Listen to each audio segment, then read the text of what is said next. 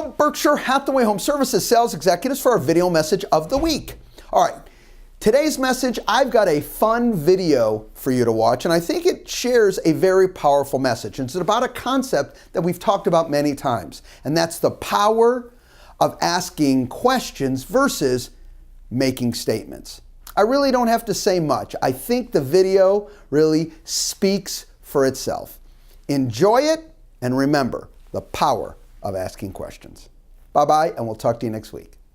Animals can do all sorts of clever things that we do. They can use tools, problem solve, communicate, cooperate, exhibit curiosity, plan for the future. And although we can't know for sure, many animals certainly act as if they feel emotions: loneliness, fear, joy.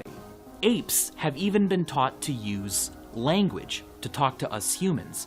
It's a sort of sign language that they've used to do everything from answer questions to express emotion or even produce novel thoughts. Unlike any other animal, these apes are able to understand language and form responses at about the level of a 2.5-year-old human child. But there's something that no signing ape has ever done. No ape has ever asked a question.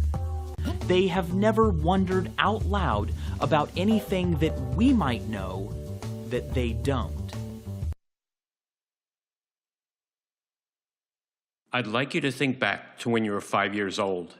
We asked, on average, 65 questions per day, most of them starting with why.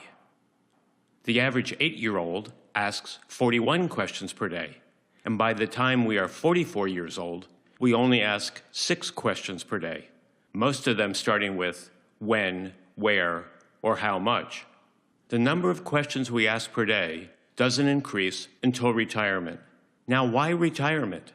Because that's when we start asking, where are my keys and why did I walk into this room? It could be said that we entered school as question marks and we graduated as periods. Now that's depressing. Dr. Jonas Salk, the medical researcher who developed the first polio vaccine, said, "The answer to any problem pre-exists.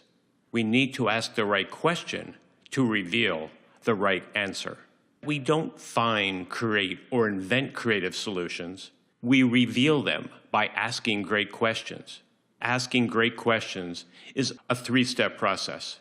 You start with what and then why questions before you ever ask how questions.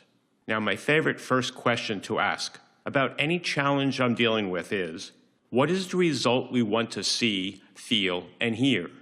Then I like to ask, why do we want to achieve this result? Finally, how are we going to achieve this result? The order to these questions is very important.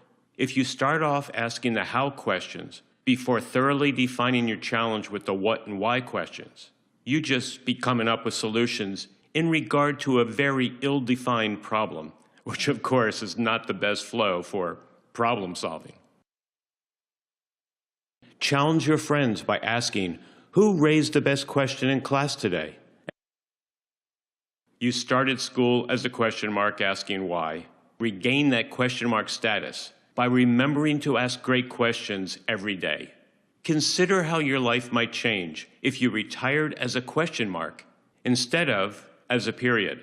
Then you might spend your golden years asking, what great book should I read today and why? Rather than, where are my keys?